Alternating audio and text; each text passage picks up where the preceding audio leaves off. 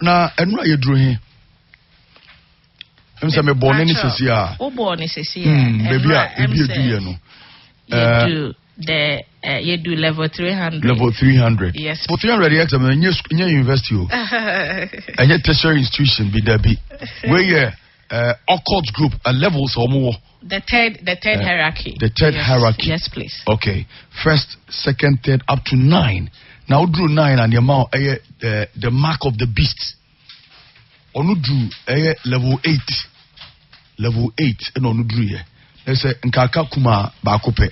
The mark of the beast.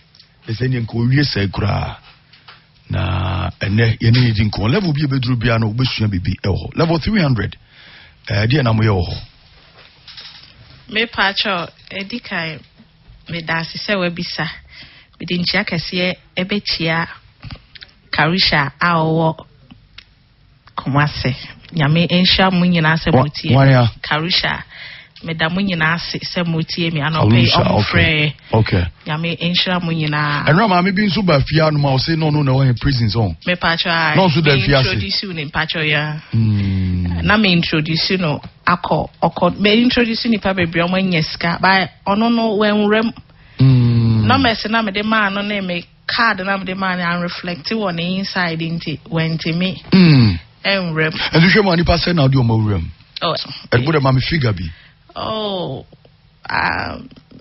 those by figure na dey on say nipa wushi omu mainly na omu nyina ahia ska ska na omu hia nti 93.5 sika ni bre mpacha na mama for practice occultism mpacha upeska na wo sa occult ni mu a obi ntimi modia obi ntimi mfa onkobosom so obi ntimi ntwe okra wo ba bia so because we bonsam the other yes please you know Sani omani nyina aka ho a unya nti bebi a okra ne ko ne de nipa mpe enhwe ho asem ka ko nsam gem no onhwe akiri kwan se ne be a ne ho beto no wasase so keke na da nkwa ma ne ho akiri ne de onwene ho aha yento aso we do level 300 and answer the third hierarchy e kai pa bebi a me do ye na hono na ye ma nipa se bia obi hiamwa na waba ho so obi a sister me hiamwa enti boame a wo hwe the nipa ne su ne ban ne weak point e bia ne weak point ne say otwa ntro example anase bia ne weak point ne say opema ne weak point ne so ntime mompae nti ye hwe nipa ne weak point no na ye de afa ho nti me ma obi bia na me chawade a na me feel say ade na me de chaw metime nyaw ewo ho me kai say woman bi me ko che ne bidie ewo kotobabi woman ne na ne weak point ya owo kokko na koma ha na pa enti sa kwan na me fa so na me de she bidie no ma no bidie boto na me de ko che no na owo akoma ne bufu ntem okay owo kotobabi me kai pa those days ti me de bidie ni che no na me hu say enya no wo die ntina o che ni sa de no oh te said ya Christopher ya mama akwankyere no ye nso ye wo bi saa mo so ma akwankyere aha nto metimi adirect o say ebia fa we mom che saa nipa na beboa fa we che nipa na beboa aha sometimes your meetings your mo kire ye ade bi o ha wo de che nipa na on value bibi nso ha wo de che nipa na instantly na obenya bi agone ko port maso so that was where level 3 ayetiminya sa niama no aha level 300 ye achade nko a mo church ade and so be your wedding kram tim ko chena de oh when there and so be your wedding na samo chena de na si wa wade nim ebi wo ho no ma na enche na ware na gu enche na ntokwa ebi kra ho no ma oba no kra onwo aware nsam de bebre de ntina be ma wakoche obi a waware foforo ade o se bia no e wadanfo e bia na wa invite o wa mo invitation say bra the program now they are firm man no yes na was ogu aware no na wa otu ne yam sa wa say na ade say na bra bo ne life e bi so ho a Pacho tie me na no pai e bia na wo ko ware dada obi a che wade ama ne ani ji amode sha wade na se no agya na dum ena wo hu kuro ni mu anu hu se wo hu bronsam ena wo hu yire ni mu to se we di oya wani mi ankasa e bia achede bia obi di ache wontia e bia achede a wo be di akọ mu bia na achede bia wo be se wo de be se ade bia obi di ache e wo brasserie so no before we so no out be ye wo no make sure so babo so mpaye na wo de nu Yesu mojam se den so menim do obi di ache parene se wo tie radio wan hu fi bi afiri mu krampa ade bi obi de be che obi se ye sika eye mpaboa eye atade eye aduane wo somu a di ka fa nu Yesu mojanim se den so ye ntra so enti se me pe wa asem a se bia me maame ana me hokani e bia me kunu ana me ma obi a me pe wa asem pa no me chawade a me ye careful enti na me ni adamfo se bia me chawade se bia watch ni je no because me chawade a I have to be very careful because me nim effect here e benya e free oho inti no me chawade a me ye careful na obi oho kro a wonam na osra wade e se wo de to form na nipa na fa adey eye mra wo de hye nipa na bia nipa wo pana asem untimi mfa nhye ne nsem directly ti bia wo de to form na nipa na fa bia achede bia o me ma me wo limit ya obema ni sika kakra ana bibi kakra obetimi live on untimi enyi sika bebre mfa ma abusia wanga so obusuafo ndia wo mo enjoy no and limit or limit you saying so show obusuafo show mama show papa show na 500 maximum cry 1000 Ghana sika o be che obusuafo no aha di say o papa yare o mama yare na say ene emfa me ho kra you don't have that heart ohia 2000 wanya obewu beja mnawu oh yes and yeah woni that time no na me ni akoma mani pao enti say na nyame aya adoma minya akoma minya ayem hihye ma menua no na onni ayem hihye bia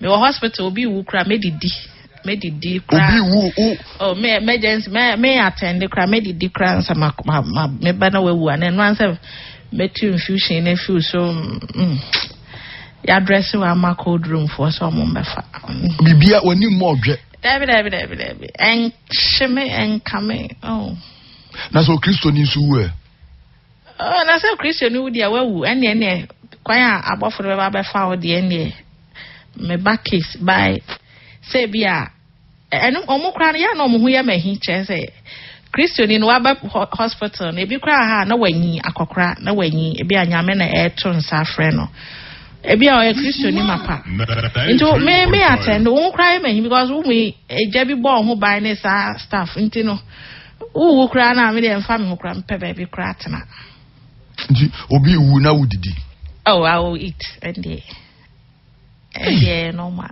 normal yanto aso level 300 ya gusu ho ye hu se de mo ye ho ye ba ko akyede mu chicheche niema e wo wedding ase e wo de mama omo ampese mo se mo mabrabo e na yifa biem oh apart from wedding no e bia obi nyema ohu na o sister bia no bre bia ho oswade bia ho okwafuom bia ho ase wutimi odaka mu ana ona mabonte wutimi channel ntoma wutimi channel niema and is o che open phone ntoma no dia ne be yama no oh what the channel no ya Kristo ni dia ene easily wutimi nya because onu me ogino wo ne nkwankwa nta nti wutimi nya no easily a train spirit no 93.5 nti bia ho wo kra no ne akwada ne no mawu because already no nam ho I living we dada nti no why tiasi wu pacho ai pacho musemu tie ne ya omo afafuru no yeso nya afafuru a no obegina wo ne nkwankwa nta eni se wo ne awurade dia na se wo kosia sa nkrofo ebu e wo hospital ho so ye nurse because she was a nurse. It is such a person na wo je wa wo a ofu se die nesi na onye Kristonia it is a wo je awo a day wutime gi sen oh say cases were hot there a day at least yetime nya nipa be 8 9 e bi o ha be a high, be 15. Be cry honoma. Yeah, or I just say, yeah, admitting I just say at the chin, now how much until all duty, be a open one, another a beba.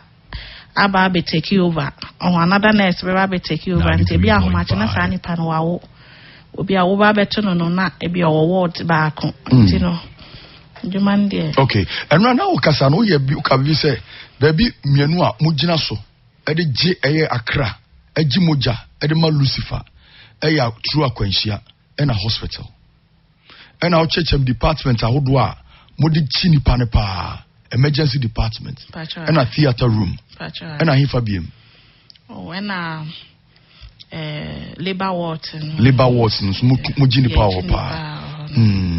Now Kasano say your friend say one hour a nurse phone be a doctor phone be one or year health practitioners no won a be more a join a group no. And to link mo ho. Ya link ya ho. Say through linking no. Ebi obi ya adwuma okumase or a part of us. Ebi obi ya adwuma osunyane, ebi ya adwuma obrekum, ebi ya adwuma ha. They are all part of us. So 93.5 FM. Ya lenke. Obi oha example to me bisa me, oh Tiger, oh moja ni bi oho, bi a week. No mo say. Pacho ya friend me Tiger. Tiger. Edi anom de phone no. Pacho. Edi anom de phone Tiger. Medina no. And so o group no members ni bi hia moja no ma fro say Tiger obi ho e bia ye obi wo ye unity ho bia ye ho no ma na e bia me so next week menya bio da so na no it's not a real yeah that so a real interview ha you connected me fan say work hospital honum me a lay person me huna de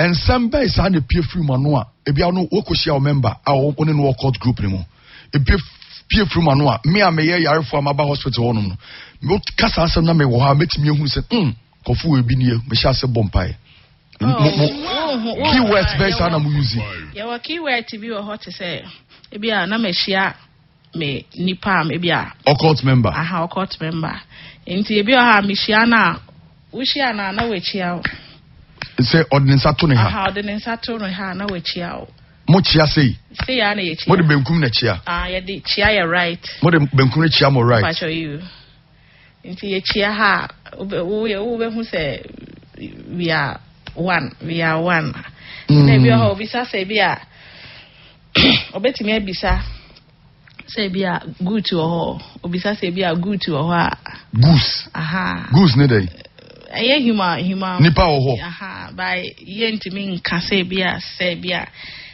nipa oho na say bia obisa say good to oho we ye frɛ nipa say omo ye good because ye nya omo a ye pack omo ye nya de be nya frɛ omo ho wi na ya pack omo so sana ye frɛ omo o ka sem no say asem ne ye simple bi ase ade ne ye normal bi.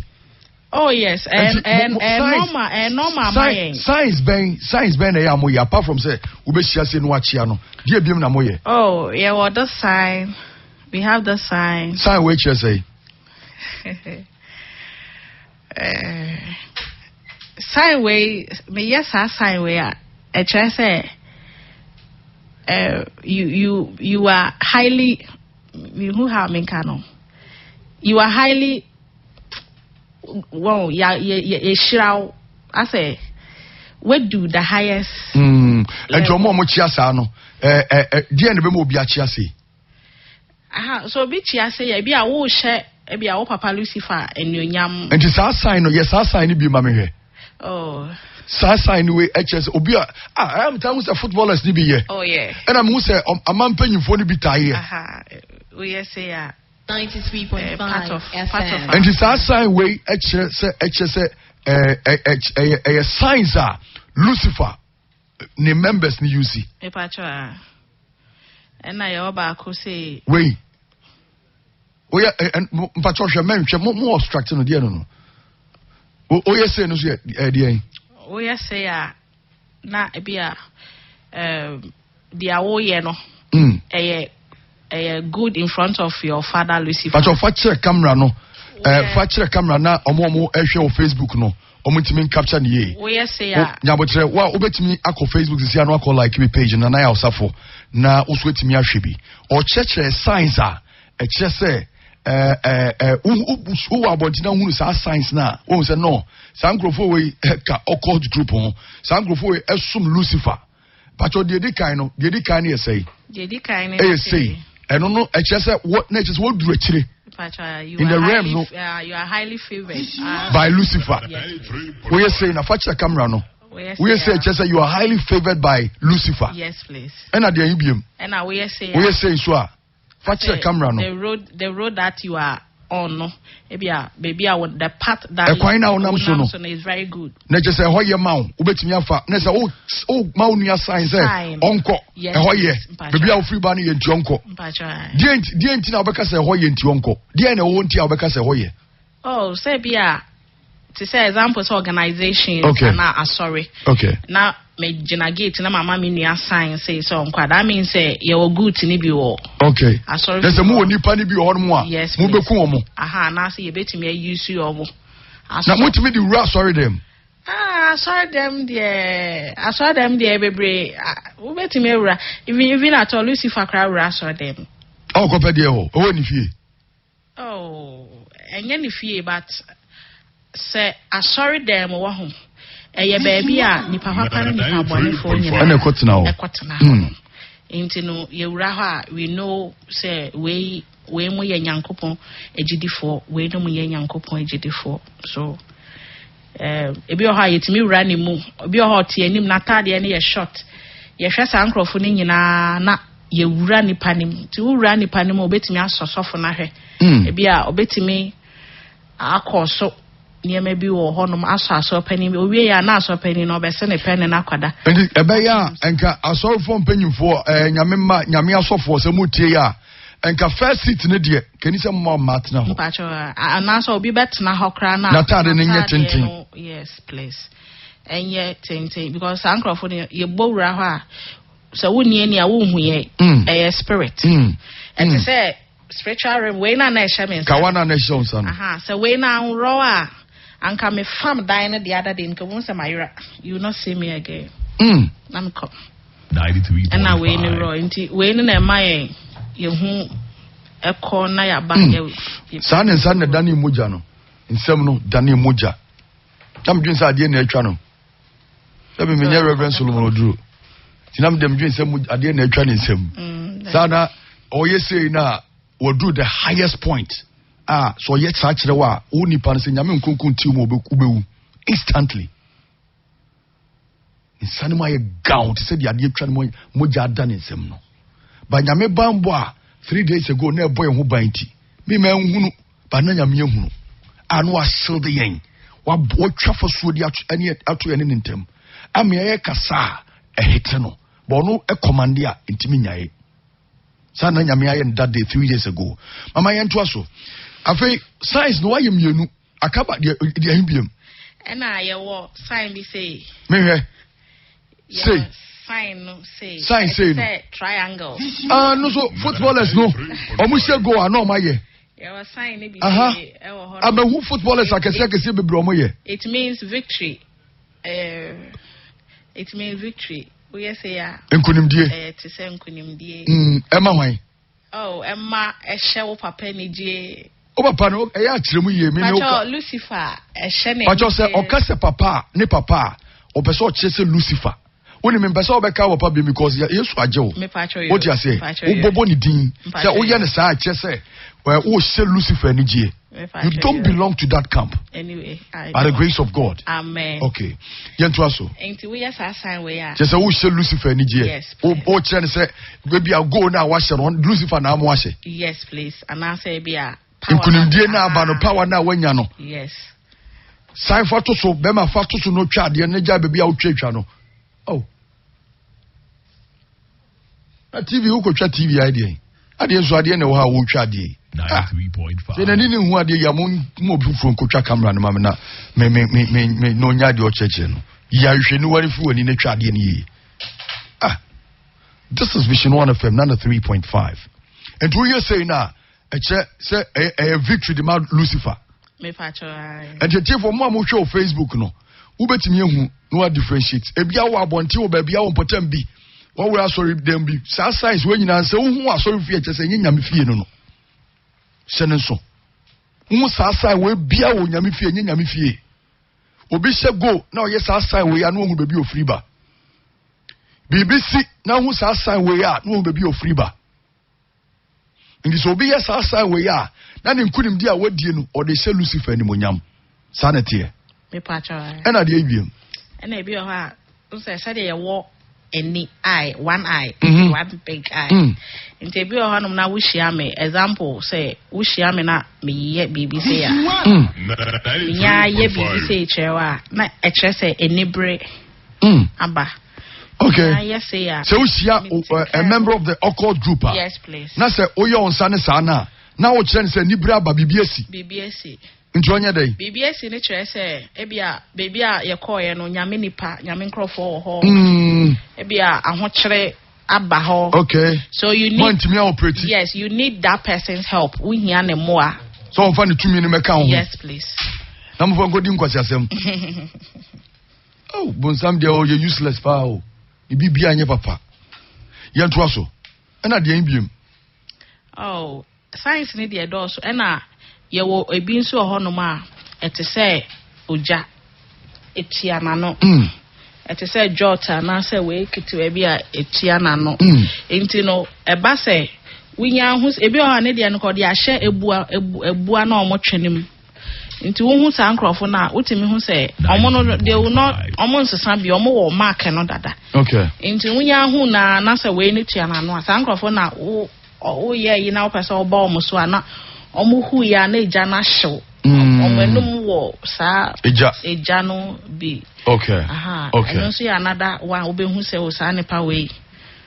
Okamo hu. Aha. Na ebi so ho no ma hu adwuma oye o scan bebre.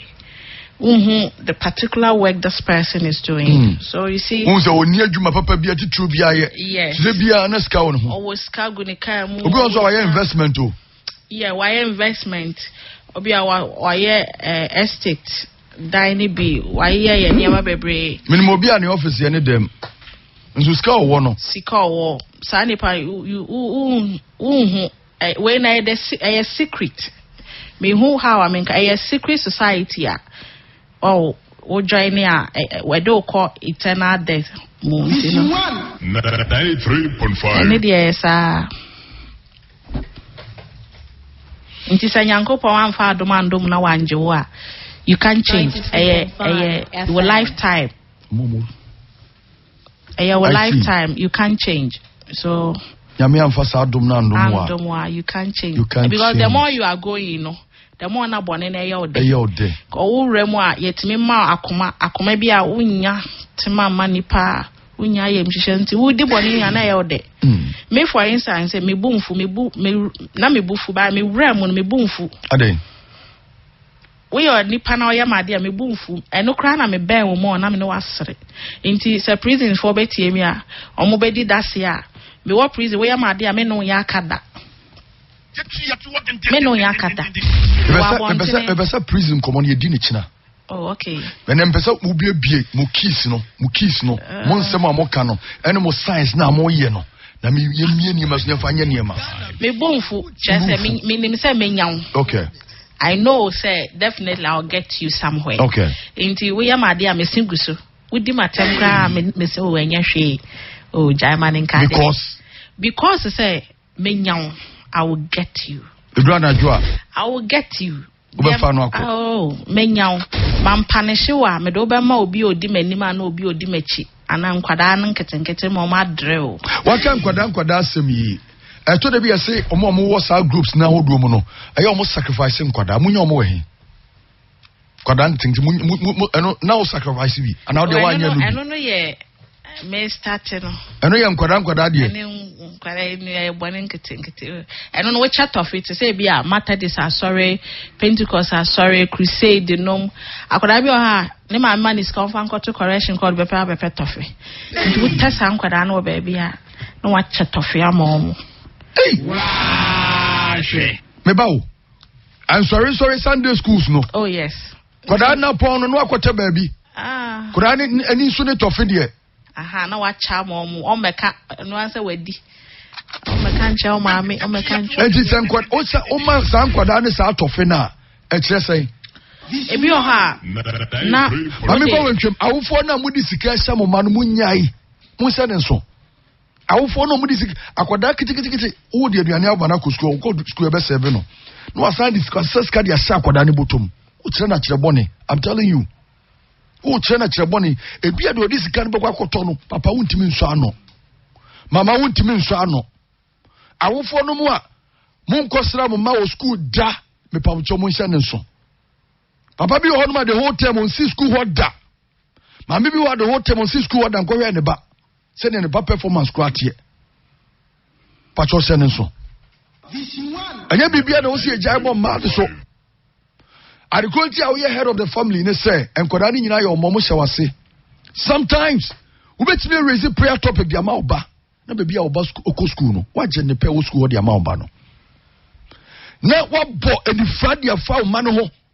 And the bunny be a school honum because I have beer would dear gra a cordano because some obedi was assassin over foul senenso. I say, what they also do Banako Sunday school. Also do Banako Sunday school. Now should there be no crowd there for no crowd there for and the schools are how do I be? You see, waiting the birthday. Not your man could on papa and parents now a gift. No dia ba school wonu abecha ma school kwada no na waje na oba dia ba fie wo moso mpaye na o ma oba ni use Yehowa wo pra oba no wate because akora na innocent menka sa atede bi e ko school na ya de boni o se ne so njima no skuzi boni na mom se de be ya wo hunu de e boni de e papa nti cultivate that habit na make sure say ade bia ye different na nya na auto o papa no to ma oba o ma me to ma oba no o be boso mpae ebe tumi pa o de beduru fi age na o ji ade na ho offense aye yi die nsaye afei se wo som no ye frɛ bibi transfer of spirit when you contact with that substance and as a ade no device no ebe tumi abo wura akoda ndada asa na o parents nkwa waji ato atwene and it is say Adia be a connect your back, wa bro school. Oh, disconnect no. Asana kwa nada.